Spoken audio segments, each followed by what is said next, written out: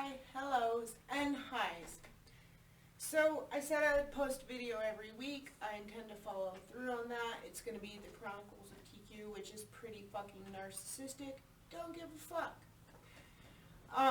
Okay, so I have to preface this with a few things because I talked about some of my formative memories, but I also have fearful, avoidant attachment style.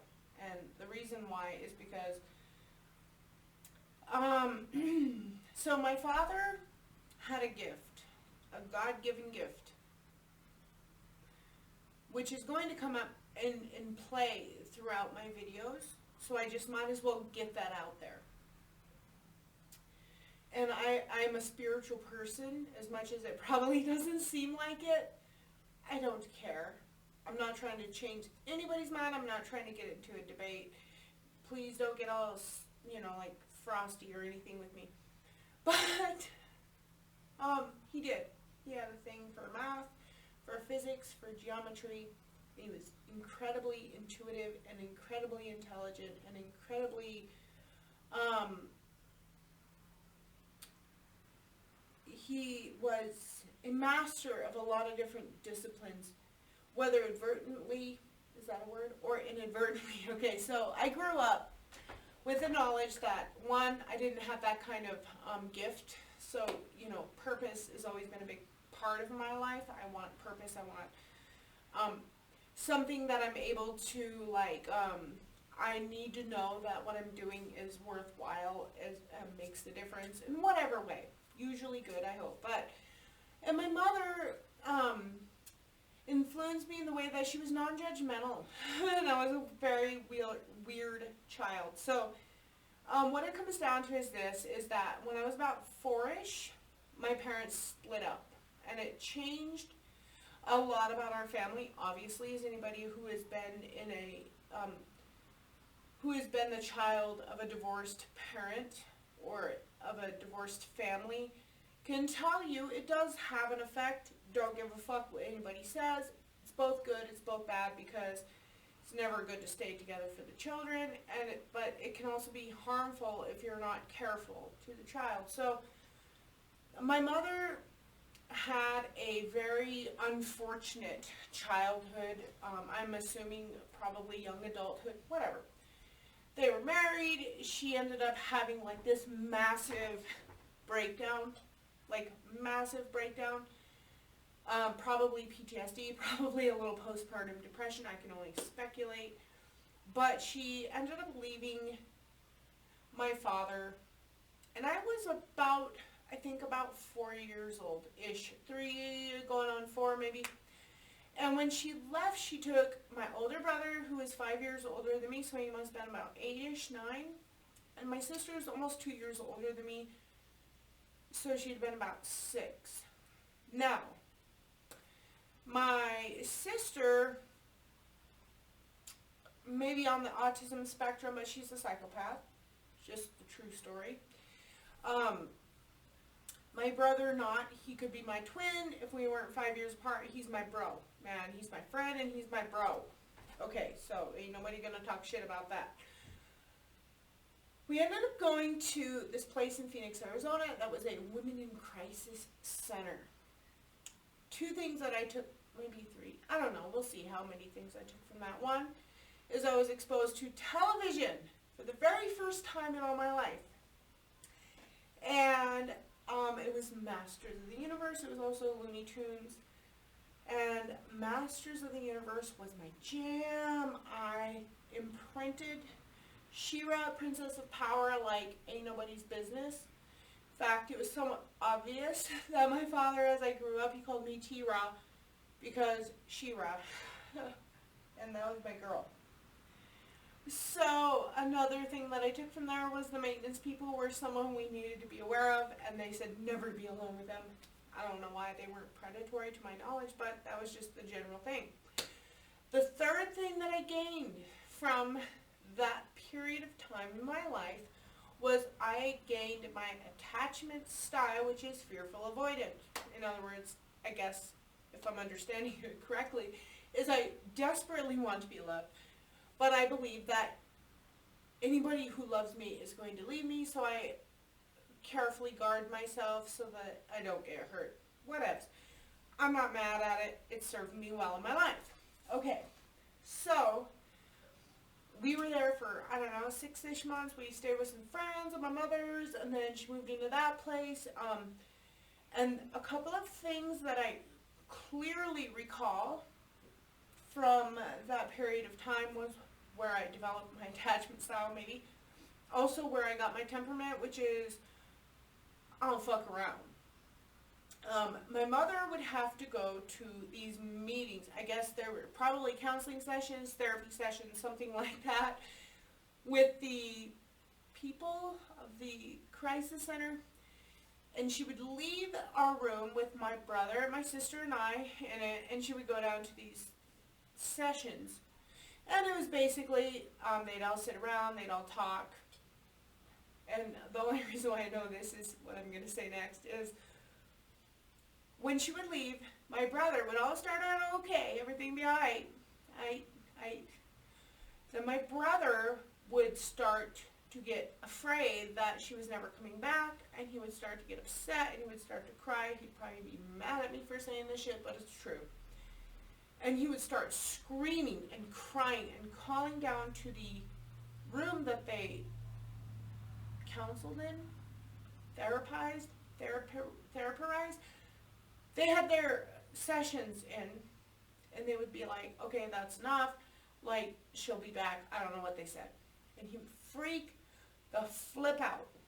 So what it would come down to is I would go down out of the room, down the elevator, to wherever the room was that they had these sessions in, and I would sneak in the room like nobody would notice me, being a 3-4-year-old girl, and I would tell my mother, like, you need to come up to the room because my brother is freaking out.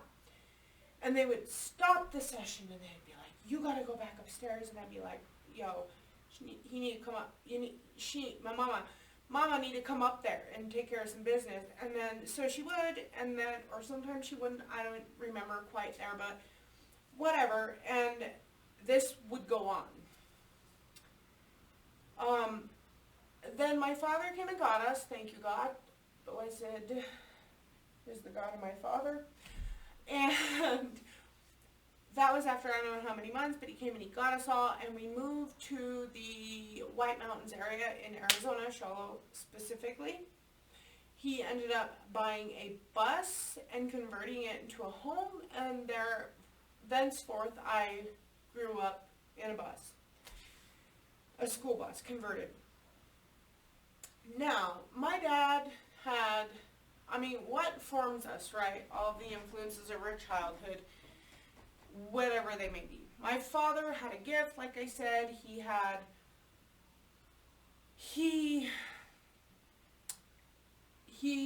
did what was put before him, and he was amazing at it, okay?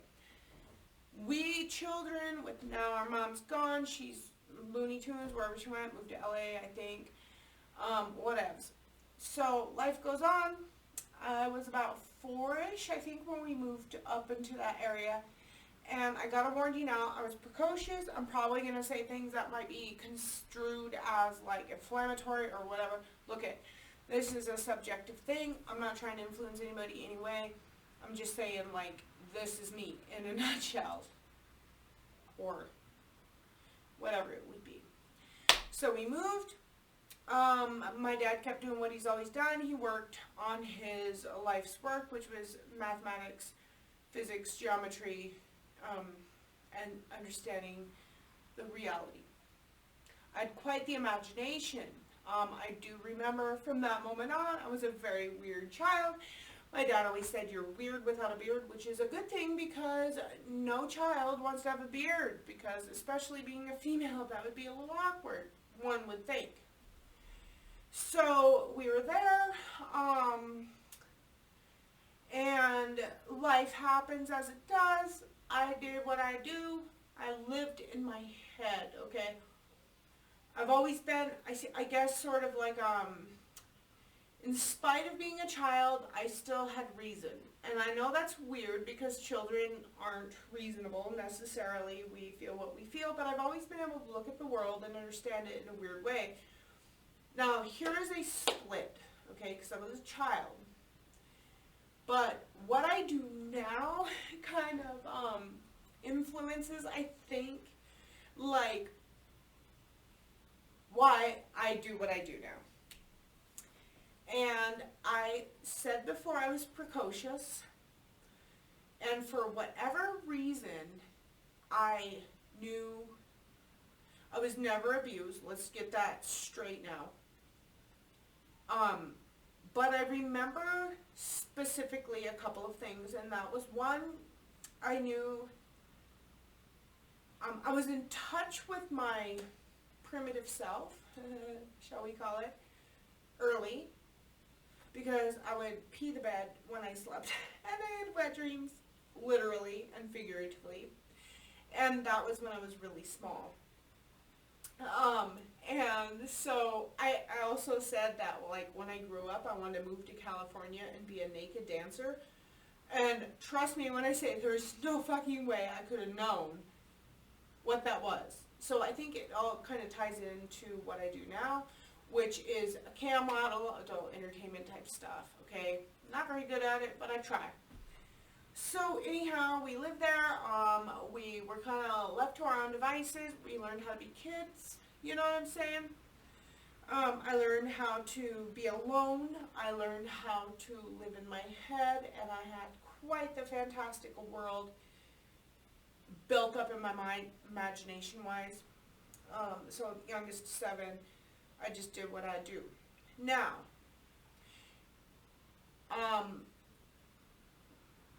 we used to, like, my father smoked marijuana from before I was born, throughout my lifetime, and all the way up until the day he died, or pretty close to, he smoked marijuana.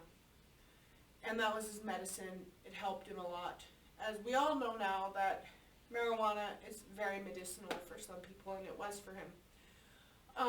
My siblings also smoked marijuana, and when I was about 5, I smoked it too, and my sister, the 2 youngest, we were allowed like 1 hit, right? The other ones would like smoke weed, and they would play this game Stock Market. I don't know if you remember that or if you've ever played it, but my sister and I were allowed 1 hit, and we made that motherfucker count, let me tell you what. And we knew that quantity versus quality in that case. So what we do is that my siblings would be smoking weed or whatever, and they'd allow us 1 hit. So we'd be like, and then we'd hit that bong. That was the biggest breath we could take. I have to admit, though, that was one of the last times marijuana ever affected me in a positive way, so I don't use it now, but I laughed so hard I peed my pants. Me and my sister were sitting out in the sunshine watching ants, I think. And I laughed so hard that I wet myself, and I think that was one of the last times that marijuana actually agreed with me. The spirit of the plant does not choose me. If I were the apprentice, I would be eliminated by marijuana. So anyway, life goes on. We're all adjusting just fine. I had this fantastic world built in my head even at that age. At one point, I found some makeup, and I was always into like princessy stuff, dresses, makeup, even though we didn't have any of that. One time I painted my genitals with eyeshadow and lipstick, and that was long before my mother left, but so embarrassing. But I also found this like really frilly baby shirt in like a dump or something, and I put it on and I got stuck in it because I was like 4-ish, 5, and it was made for a baby, and my brother had to take it off of me, my oldest brother, because I couldn't get out of it. Oh my god, there's so many memories. Anyway, life goes on, you know, we're all just doing the do. This was before like a fed bear was a dead bear, so we used to feed the bears because they would come by and like chase our cats or come into camp, so we'd give them dog food and they would eat it and go along with life.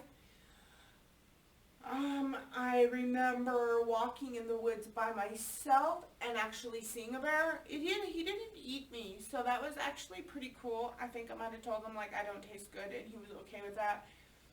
Because he never did approach, you know what I mean? But I remember seeing him, he was looking at me from behind a tree, and I was like, yo, I gotta go home.